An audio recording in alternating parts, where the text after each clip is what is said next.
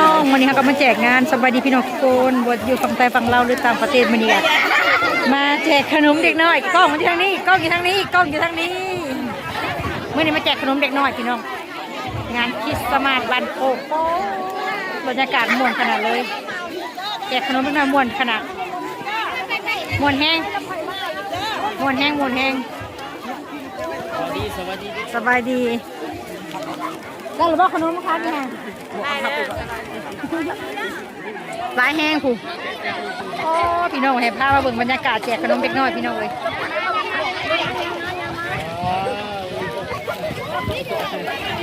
ยิงเตี้ยเป็นคนแจกปีนี้ซาบัวยิงเตี้ย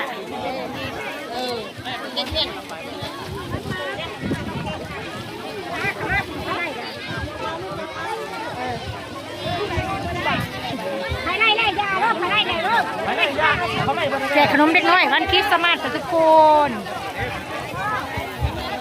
เข้าบรรยากาศแจกขนมชาวที่เดือดกันนี่มั้งเขาเล่นอ่ะสลับเขาเล่นเขาก็เล่นชาวเดือดที่เดือดได้ยังน้ำคิงไปเนี่ยโอเคสบายดีคนสวยคือมาสวยสมุนป้าจือบ่ได้มาสวยกันเลยสวยจ้าสบายดีโอ้คนจำกันโอ้ยมาสิพ่ออยู่บ่ดิลงมา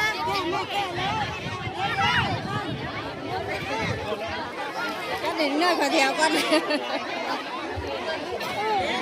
ขอแถวเด็กน้อยจะขนมเงินนะ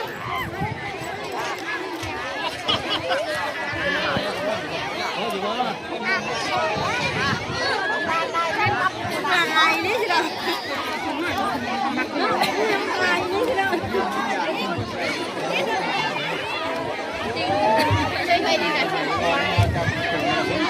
ว้าก็คือนี่ดีมากสายเลย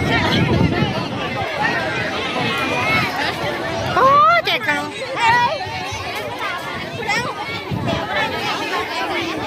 น่าอยากขนมเขาอ่ะอยากขนมเขาบ่อยากขนมเขาบ่ไม่อยากบอกกันนี่เนาะกินทุอยู่เนาะ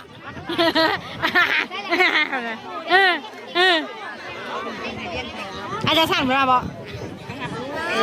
ไปใช้บ้างปักกึมถ่ายรูปก่อนถ่ายคลิปก่อนแล้วไปเอาขนมเขาได้ไหมไปผลวะยังบอกเป็นกมูนี่เนาะวันนี้ว่าบอกเป็น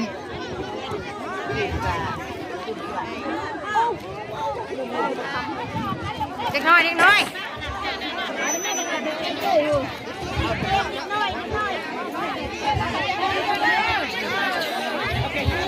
แจกขนมเด็กน้อย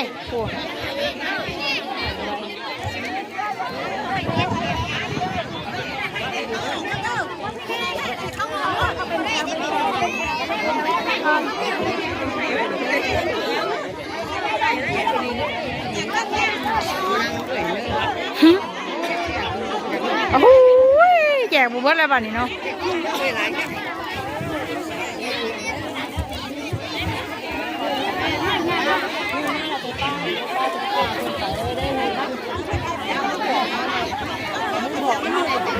เขาเทวน้ำมูนี่เขาเทวนี่ต่อแถวเด้อพระจักได้เด้อ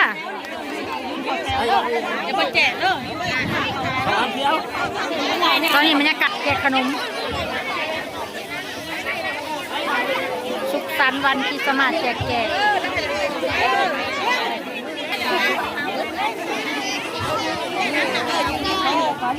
ะค่ะ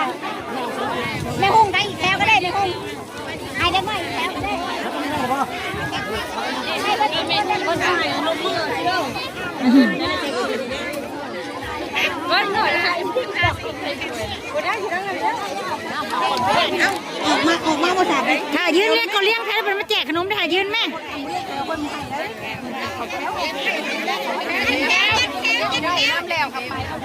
จะแท้พระได้แล้วก็บ่เอาเด้อเป็นเรียนแถวน้ำมูกนะ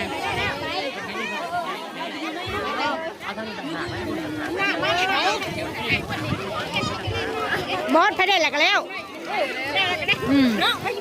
พระได้แล้วก็แล้วบกเกี่ยว บัวแจกขนมเขาเราพาไล่ก็ออกไปแล้วเหรอเขาไม่อีกกูพูด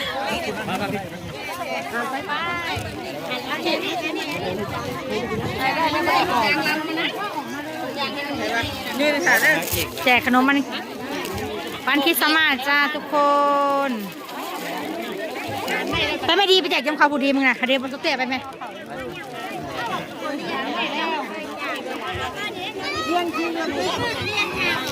ใช้ตาลูกโป่งแข่งนะครับใช้เลี้ยงแถวนี้อะไรมันเข่าแถวป้าสมัยหลายแค่ร้านใหญ่เลย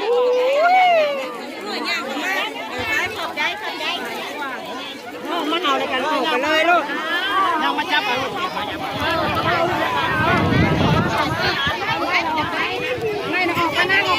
พาได้แล้วก็ออกไปเด้อพาได้แล้วก็ออกไปเด้อ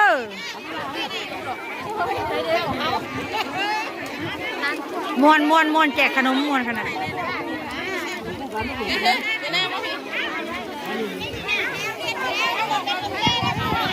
มวนขนาดพี่น้องคิดสมาร์ทปีนี้น้อยแจกขนมผูกแจกขนมมาเด็กน้อยปีนี้อยากกระเอาเลยลูกอยากกระเอาอยากกระเอาเลี้ยนแถวเข้ามาเลี้ยนแถวเข้ามาเรียนเป็นแถวเลี้ยนแถวหนึ่งเลี้ยนแถวลูกเลี้ยนแถวยืนนะลูกจะมา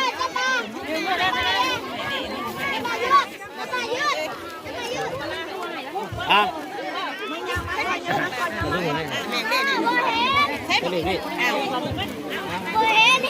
เขาเป็นตากล้อง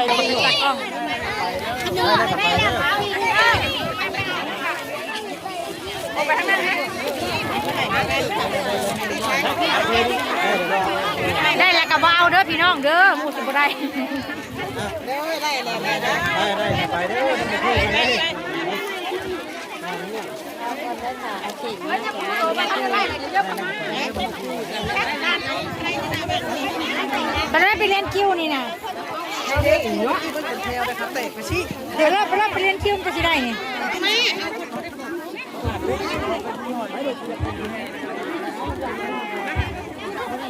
สุขสันต์วันคริสต์มาสจ้าเมื่อนี้จัดงานก่อนคนอื่นแล้วก็มาเห็นงานแจกกระเป๋าพร้อมบานี่กระเป๋างามกับมีบานี่เฮ็ด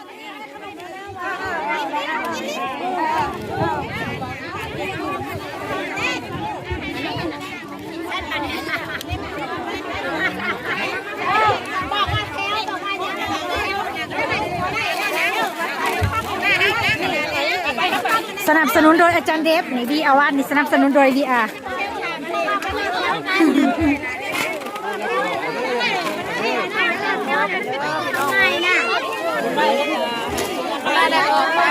ไปยายนี่เลย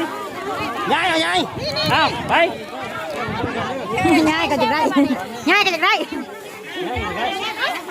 เมื่อไหร่กับบทบันโคกนะพี่น้องจัดงานคริสต์มาสสกุมกับเมียพี่น้องในคมเสื่อมมาแจกขนมเอาลงมาดิเรียกแขนแม่แขนแม่ผู้บริหารเรียกแขนก่อน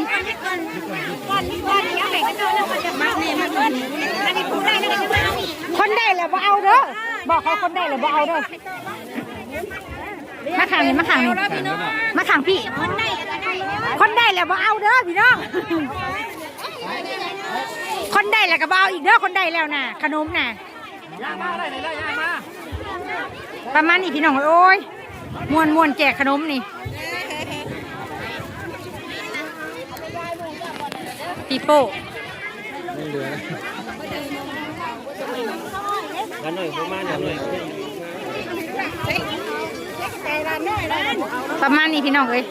ถ้าบรรยากาศวันคริสต์มาสของโบสถ์ให้เบิ่งมื้อนี้ม่วนขนาดแจกขนมเด็กน้อย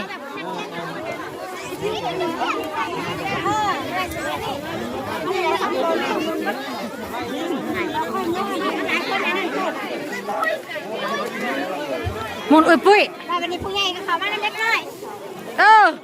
เล็กน้อยเข้า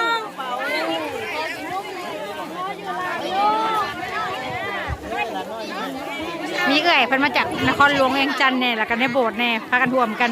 แจกขนมเด็กน้อยประมาณนี้เด้อทุกคนประตุ่มกระเซียงจบคลิปไปกินข้าวปลาทิวเขายังบ่ได้กินข้าวเที่ยงเลยพี่น้องพอๆกันกินมาเด้อทุกคนบ๊ายบาย